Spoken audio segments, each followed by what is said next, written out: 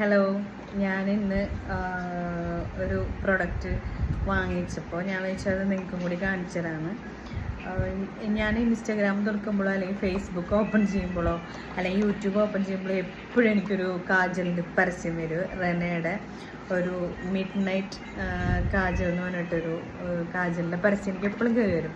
അപ്പോൾ ഇത് ഞാൻ ഓൾറെഡി കാജൽ ഒരെണ്ണം വാങ്ങിക്കണം എന്ന് വിചാരിച്ചിരിക്കുമായിരുന്നു. അപ്പം ഞാൻ വിചാരിച്ചു എന്നാൽ പിന്നെ ഇതൊന്ന് വാങ്ങിച്ച് നോക്കാം. ഏകദേശം ഒരു 350 റേഞ്ചിലങ്ങാണ്ടാന്ന് തോന്നി ഈ കാജൽ വരുന്നത്.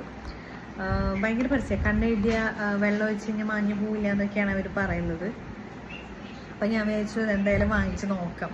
നമ്മളാണെങ്കിൽ എപ്പോഴും വേർക്കുന്ന ആൾക്കാരല്ലേ, അങ്ങനെ വാങ്ങിച്ചത് കേട്ടോ. നല്ലൊരു ക്യൂട്ടായിട്ടുള്ളൊരു ബോക്സിലാണ് വന്നത്. ഞാനിതിൻ്റെ എക്സൈറ്റ്മെൻറ്റ് കാരണം ഞാനതൊന്ന് പൊളിച്ചായിരുന്നു കേട്ടോ. നല്ലൊരു ക്യൂട്ടായിട്ടുള്ളൊരു പാക്കിംഗ് ഒക്കെയാണ് കേട്ടോ വന്നിരിക്കുന്നത്. ഇതാണ് പെൻസിൽ. നല്ല ഭംഗിയുണ്ട് കാണാനായിട്ട്. സിൽവറിൽ ബ്ലാക്ക് ഒക്കെ വരുന്നൊരു നല്ല ഭംഗിയുള്ളൊരു പെൻസിൽ. എനിക്ക് സത്യം പറഞ്ഞത് ഈ പെൻസിൽ ചെത്തി നശിപ്പിക്കാനായിട്ട് തോന്നുന്നില്ല ഇത് കണ്ടിട്ട്. അത്ര ഭംഗിയുണ്ട് കാണാനായിട്ട്.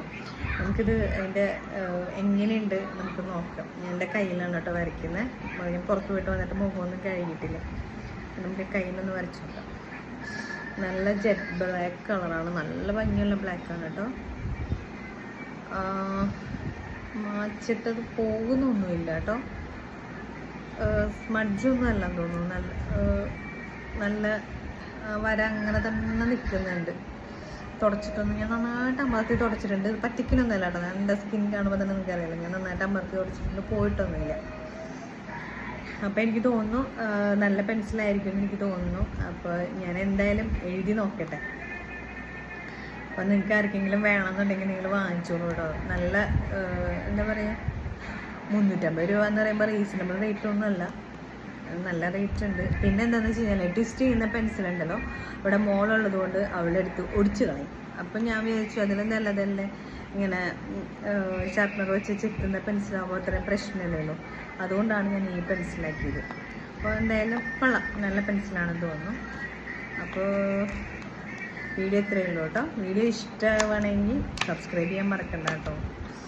ഇതിലൊരു ഷാർപ്പനറും കൂടി വരുന്നുണ്ട് റെനയുടെ കേട്ടോ.